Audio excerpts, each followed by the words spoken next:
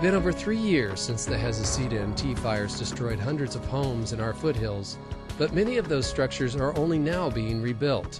The reasons for the long timeline are many, but the results are dramatic. The homes that have emerged from the ashes are significantly different from their predecessors, not just in architectural style or size, but in their ability to survive the next wildfire. There are new standards that require buildings in these wildfire-prone areas to be more fire-resistant, but the change was equally driven by residents who didn't want to relive the trauma of losing a home to fire again. It was difficult. It was a knockdown punch. And it's something, and I'm not attached to things per se very much, but having the little nest you created disappear, it's daunting. Just kind of, shock. Not really that upset yet, because I don't think it hit us for a while what it entailed and what it really meant. It was just amazing, the devastation, For the Wilson and Harlan families and many others, the beauty and serenity of the area outweighed the alternative, moving. The decision to rebuild came within 5 minutes of knowing it had burned. I think my husband called our architect and said, "I want to be at the top of your list." We love this place so much, it didn't even occur to us not to rebuild here, but I didn't want to be nervous. Deciding to stay while knowing our area's propensity for wildfire, the Wilsons and Harlans plan to build the most fire-resistant houses possible. We can absolutely count on fire coming through this area again. If it's happened that many times in the past, it's going to happen again in the future.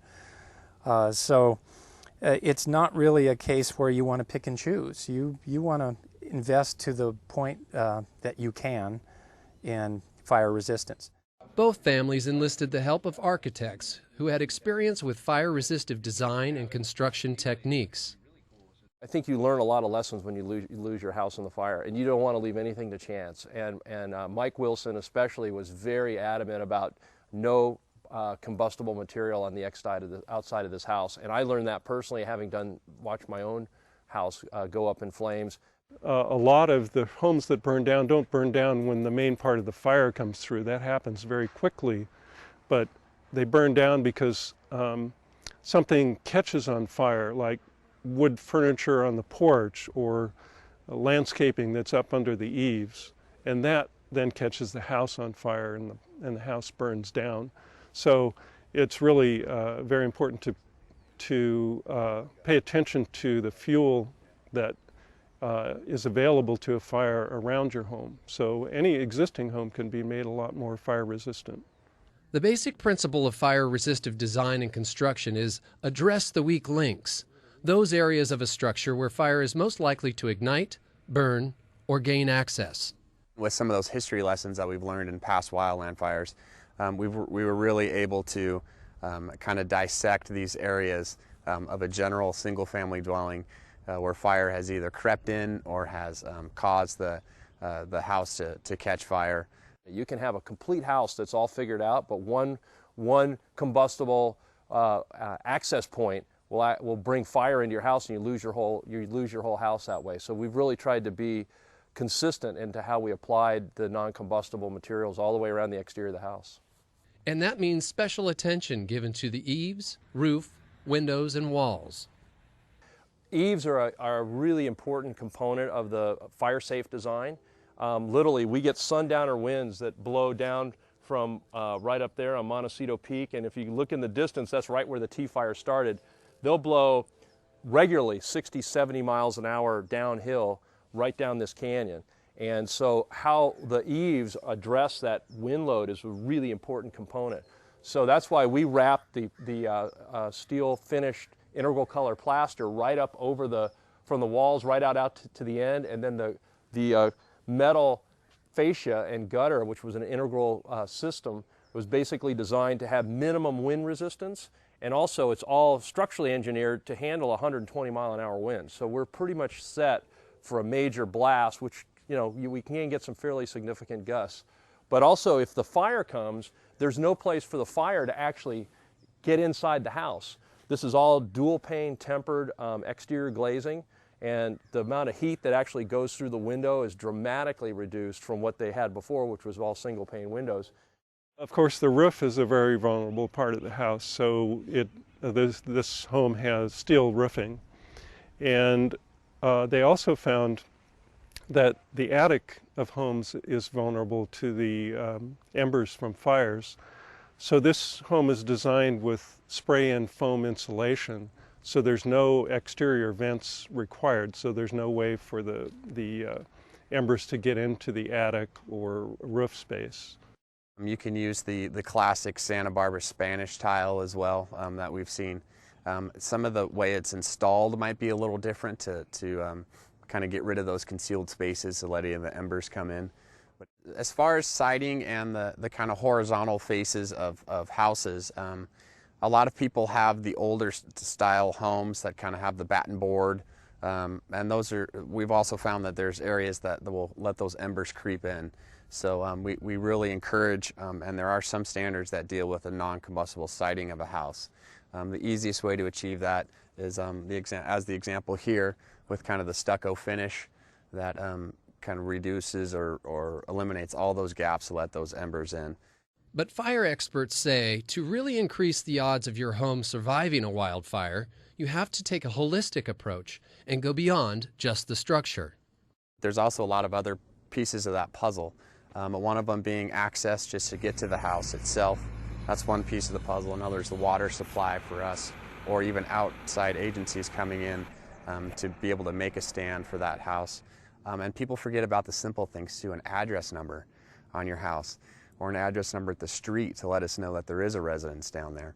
These little things that can maybe slip by people's thoughts are something that are very key for us in case of an emergency, whether it be a wildland fire or even a medical emergency. And just as important, you have to plant a fire-resistant landscape and maintain defensible space.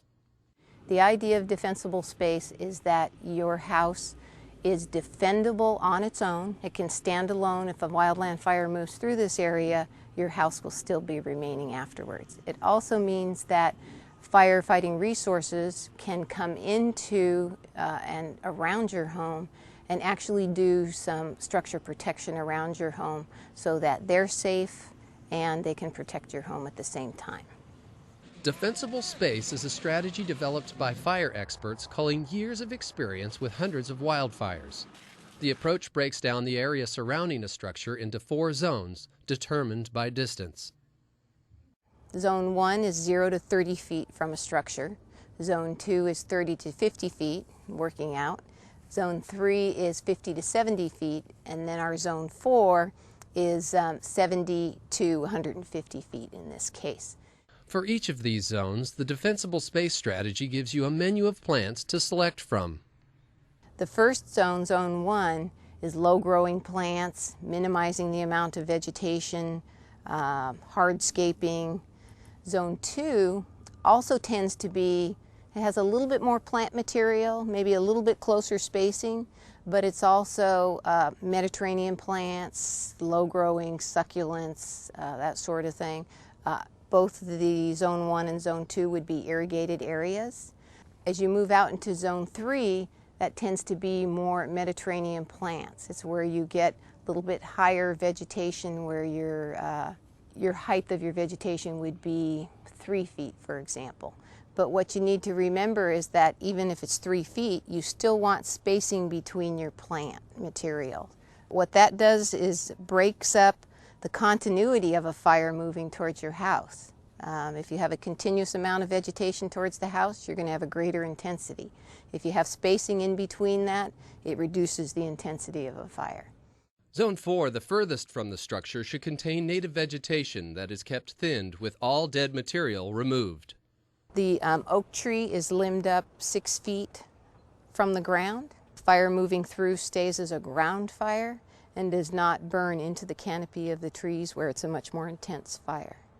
On September 29th, the local chapter of the American Institute of Architects held tours of homes, including the ones we featured here, that have been built using fire-resistive construction and defensible space. Tourgoers were not only able to see how attractive homes built in this manner can be, they were also able to meet the architects that design them and the people who live in them. If you're thinking about building in town, and in fact, even if you already have a house in town, if you're in the fire zone, you really should just expect that it's going to happen. You shouldn't think, oh, you know, there but for the grace of God go I. I think, I'm going to go there. This is going to happen. Because, boy, a little bit of preparation can save you a lot of heartache. Oh, I feel like I'm in a fortress. Yep. I've had neighbors say, when the fire next thing comes, we're coming to your house. There's a lot of lessons learned from all of the fires that we've been through. We know that we are going to have wildland fire come through this area again. The benefit of having this tour is that we can share our experiences with architectural design, with landscaping design, with firefighting, what works, what doesn't work, and having that dialogue and showing people examples of that, talking about it, having the discussion, is going to make us a more defendable community in the long run. This looks so cool. If all of that information is a little overwhelming, don't worry. The fire department will come to your home, evaluate its fire resistiveness, and give you suggestions on where to improve. And the best part, it's free. Just call 564-5702.